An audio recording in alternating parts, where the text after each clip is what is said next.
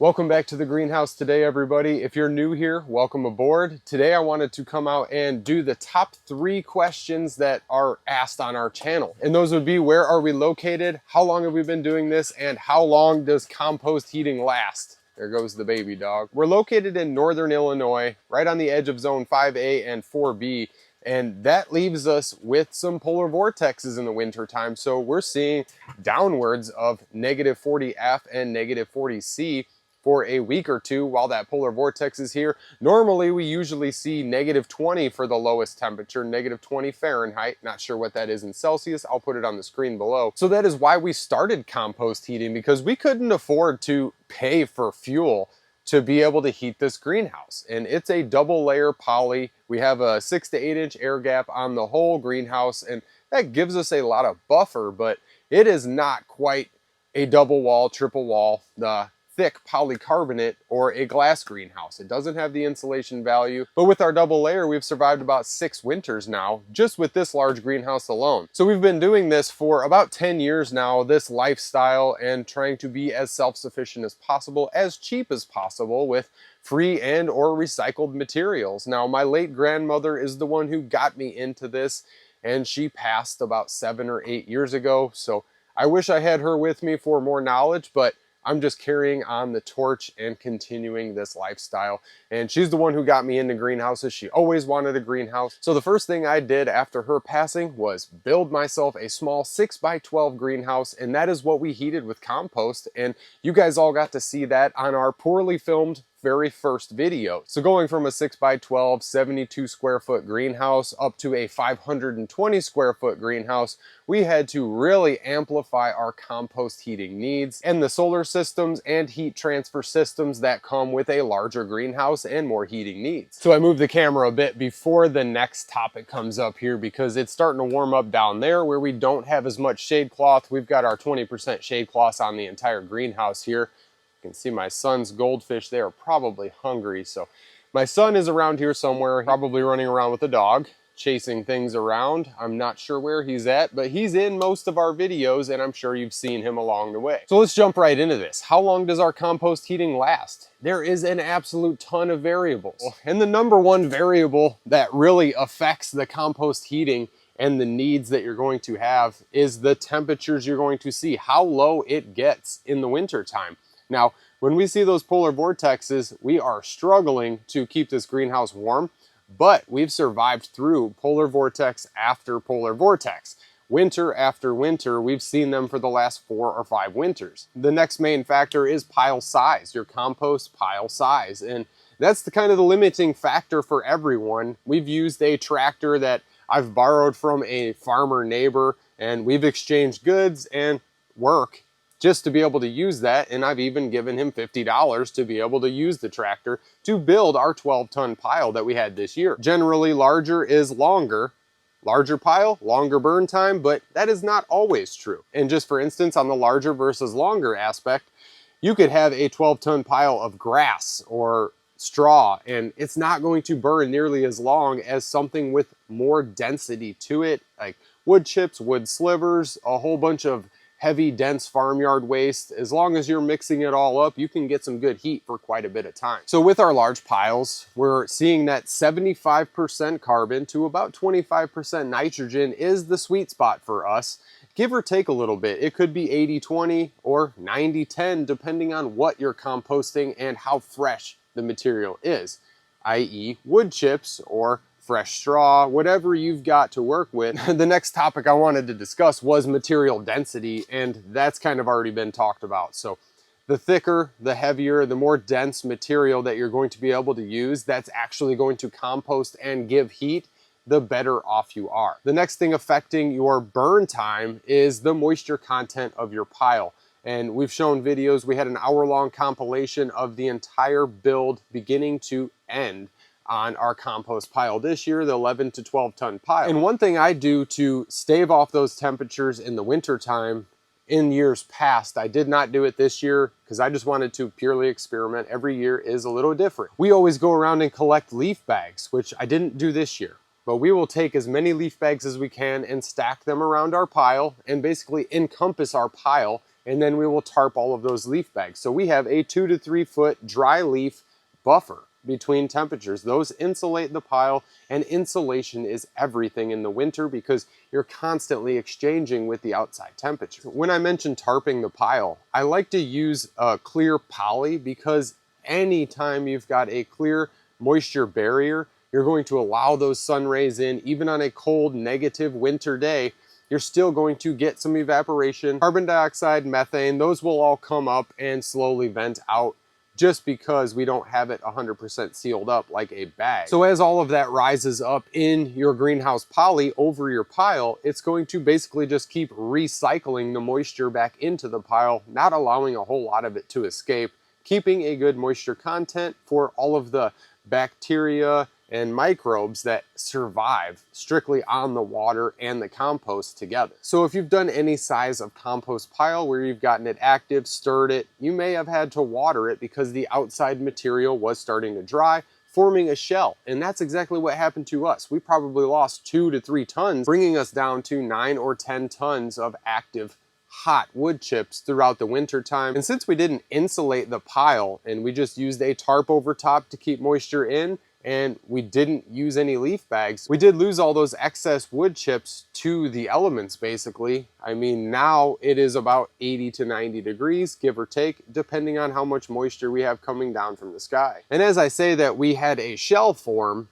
we actually had a crust form on the outside of our pile to where it was decently solid, and then everything within a foot of the surface, 2 feet of the surface, was definitely active still. Nice black, rich compost is forming, while the outer layers are still decently solid wood chips. And you want to account for your decomposition. That's why we go larger and larger every year, because we actually lost maybe a ton or two just to decomp. Our pile was massive, and it shrunk a couple feet in size just from the decomposition and the breakdown of the pile itself. And one of the most important factors in all this is the draw that you're going to have from the pile. How much heat do you need, and how many BTUs are you going to be trying to draw, and in what ways? So we use air and water. We're transferring air from inside the greenhouse through the pile, heating the greenhouse air up through a pipe, and it comes right back into the greenhouse as warmed air. And if you look back in our videos, we also used a 55-gallon drum full of water and wrapped it up with a whole bunch of PEX tubing and a garden hose. So we had 2 water systems, one to heat our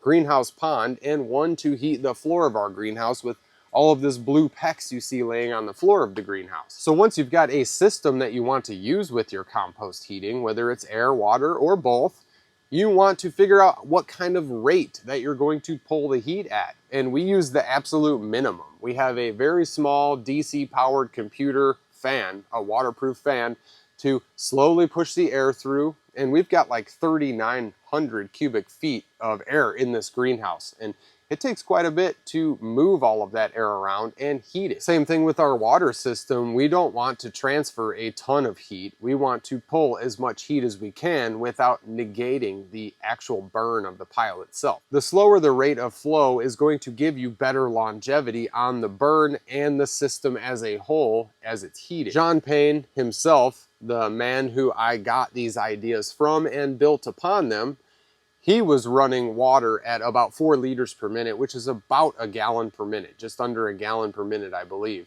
And he was heating it from groundwater temperature up to about 140-ish degrees. So we expanded upon this and used only solar power to achieve this. So it was a completely free and zero cost. Once we got our investments of solar systems out of the way and bought our pumps and stuff, we had literally under $200 invested in all of the things with air, water, lines, all this stuff. We had not very much invested, and we've been running with the same systems for years, just taking them down in the summertime and rebuilding them in the wintertime, and just recycling and reusing the same systems year after year. So I'll reiterate that you want to draw the minimum amount off of your pile in order to be able to continuously pull heat. You don't want to draw as much as you can, as quick as you can, because you're going to negatively impact that pile. And it could be detrimental in the middle of winter. Reactivating compost in the middle of winter is not fun, nor is it easy. So to answer the question of how long does compost heating last,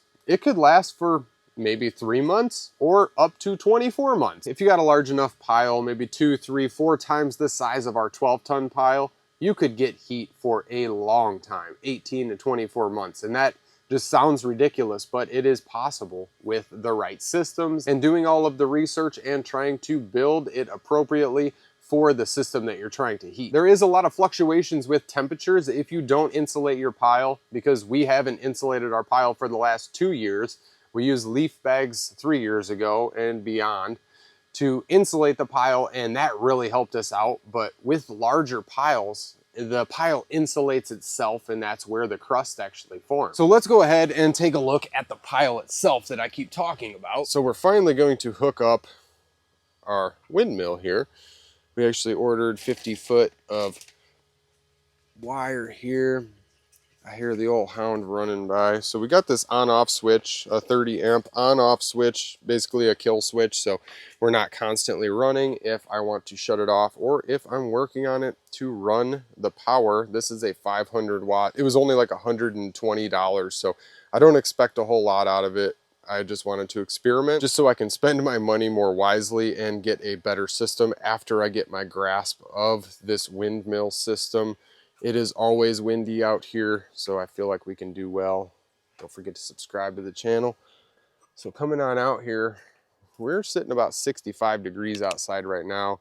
We had a decent rain over the last 2 days, and this pile is, I don't know, right at 90 degrees there. So sitting at 90 degrees with a 64, 65 degree Fahrenheit day outside. Did you find anything, baby? You go find it? She just knows what find it means. She's gonna go search for stuff. So I ended up throwing some squash seeds in here, some yellow zucchini or yellow squash, and they actually sprouted off of the heat from the pile and the moisture. My son's got his little excavator up here, just kind of moving it around and breaking it down a little bit. You can see how lumpy the pile is, but this pile was way up here when we first built it, and it had sank all the way down just from decomposition itself. Fearless rodent hunter here. So I just wanted to show that this pile is well and active. I mean, 6 months later after we built it, 5, 6 months later, not even sure how long it's been, but pretty cool to be able to harvest the heat from simply compost using only solar power. Been doing a little work, haven't done much with this. We just set this up a day or two ago, and it's actually pulling this little biofilter. I'll kind of stir it up. You can see there is an absolute ton. You can't really see because of the glare, but there's a ton of sediment floating through here. So we're pulling everything off the bottom. We don't have direct sunlight. It's been a kind of a cold, rainy day today. So as this is filling up, once it gets past the tube and it shuts off, it's basically just siphoning it back down. That's where those bubbles are coming from. The fish are enjoying it, and the water is clearing up day by day. It's only been a day or two since we actually set this biofilter up. I plan to put a ton of roots in here, lots of plants to soak up any excess nutrients and stuff. Just for the time being, till we excavate this pond back out, we're going to kind of push it each way, excavate down. We've got a lot of room. We're going to try and double the size. We're sitting 350 to 400 gallons in this pond here. It's about 3.5 to 4 feet deep in the center. All of our farmers market crops have been funding everything we do in this greenhouse. I just got to pick this tray up. My big dumb dog comes by and she knocks things over once in a while, but she keeps all the pests out of here. I haven't seen any rodents or rodent activity. The rodents really like to get into your cucumber seeds and things like that, and they will just wreak havoc. So if you've got money invested and you're going to make money, you definitely want to protect those investments. So with all that said, let me know if there's anything I missed or anything that I didn't cover that you guys have questions on. I'm always willing to chat with you guys. You guys have lots of great ideas and kind of inspire me in little ways to do more. And you guys kind of shape some of my experiments. So if there's anything you would like to see me do, definitely drop that to us also. I gotta go find my son. He's running around here somewhere. So with that, don't forget to like, share, and subscribe, and I will see you guys in the next video.